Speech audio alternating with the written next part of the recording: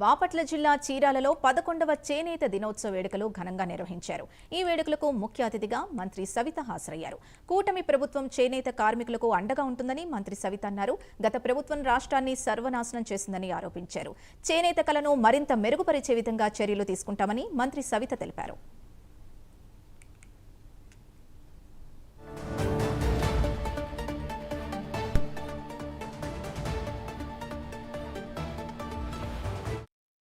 బడుగు బడిగిన వర్గాల హక్కును చేర్చుకుంది మన అన్న నందమూరి తారక రామారావు గారు. తెలుగుదేశం పార్టీ స్థాపించిన తర్వాత నేతన్నలను కూడా హక్కును చేర్చుకుంది మన అన్న నందమూరి తారక రామారావు గారు.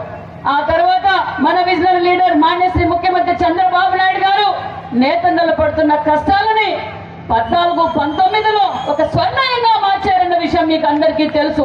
ఎందుకంటే రాష్ట్రం విడిపోయి కూర్చోడానికి కుర్చీ లేకపోయిన సమయంలో కూడా మన ముఖ్యమంత్రి గారు నేతన్నలకు పెద్దపీట వేశారన్న విషయాన్ని మరొక్కసారి మీకు గుర్తు చేస్తున్నాం.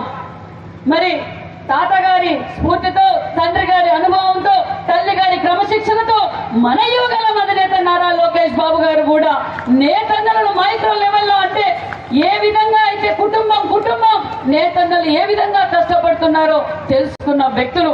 మరి 14-19లో మనం ఏ విధంగా చేశాం, 19-24లో ఏ విధంగా భూపకాసుడు వచ్చాడో, ఈ రంగుల రెడ్డి వచ్చాడో, నా నేతన్నలు అని చెప్పి ఓటేయించుకుని నేతన్నలను రోడ్డుకు వదిలేసి ఆత్మహత్యలు చేసుకున్నారన్న విషయం మీకు అందరికీ తెలుసు.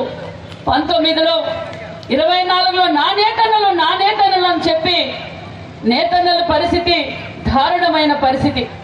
మరి మనం నేతన్నల పట్ల పడుతున్న కష్టాలు ప్రతిపక్షాల్లో కూడా పోరాటం చేశారు మన ముఖ్యమంత్రి గారు. వేదిక పైన ఉన్న నాయకులు, తెలుగుదేశం పార్టీ కుటుంబ సభ్యులు అందరూ బడుగు బడిగిన వర్గాల హక్కును